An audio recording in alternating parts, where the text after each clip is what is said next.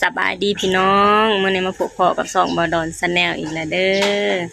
มื้อนี้สาวตุ๊กจะพาพ่อแม่พี่น้องไปเบิ่งเครื่องสีเขาเนาะพี่น้องเนาะหน้าของสาวตุ๊กเพิ่นซื้อเครื่องสีเขาแต่ว่าไอ้ที่สาวตุ๊กพาพ่อแม่พี่น้องไปเบิ่งน่ะที่เมื่อวานนี่เป็นของหน้าบ่าวเนาะพี่น้องเนาะของหน้าบ่าวของสาวตุ๊กน่ะเพิ่นซื้อเป็นของไทยเนาะพี่น้องแต่ว่าก็สีชาวจุกจะพาไปเบิ่งมื้อนี้คือเป็นของน้าสาวเพิ่นซื้อเป็นของจีนเนาะพี่น้องเป็นฮงซีน้อยๆฮงซีแบบครอบครัวเนาะพี่น้องเนาะไอ้ลูกสาวเพิ่นทำงานอยู่ไทยเพิ่นส่งเงินมาซื้อให้เนาะพี่น้องในราคา 8,000 เนาะพี่น้องเนาะอันนี้คือของจีนเดี๋ยวชาวตุกจะพาพ่อแม่พี่น้องไปเบิ่งความแตกต่างระหว่างของไทยและของจีนแตกต่างกันแบบใดเนาะพี่น้องเนาะไปเบิ่งนำชาวตุกเด้อ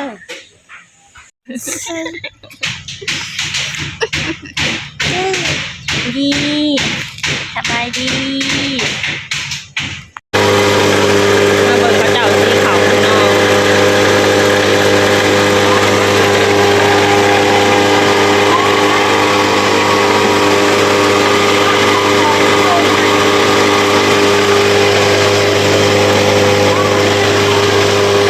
เพิ่งจะเผื่อไอ้ที่จะเผื่อเท่าไหร่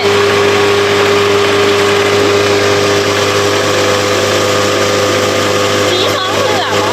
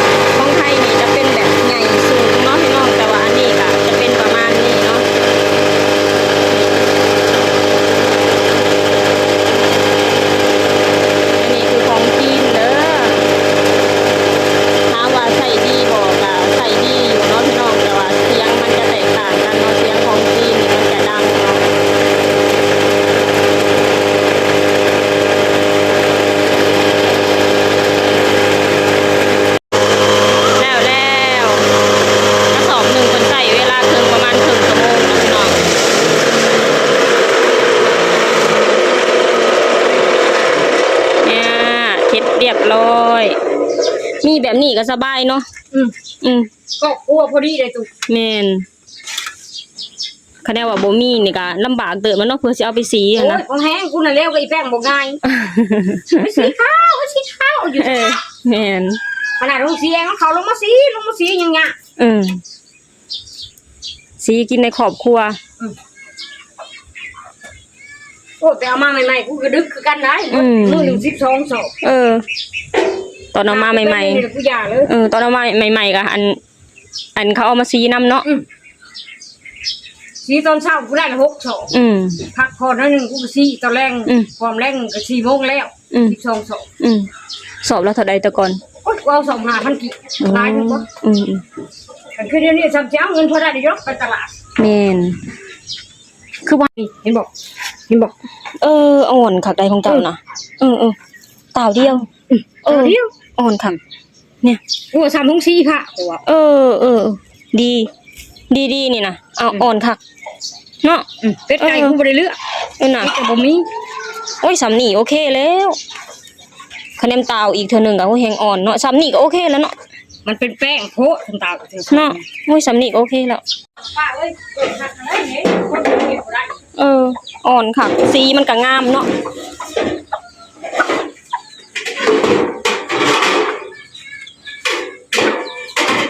เรียบร้อยแล้วเนาะพี่น้องเนาะกระสอบหนึ่งเพิ่นใช้เวลาประมาณครึ่งชั่วโมงเนาะพี่น้องอันนี้ก็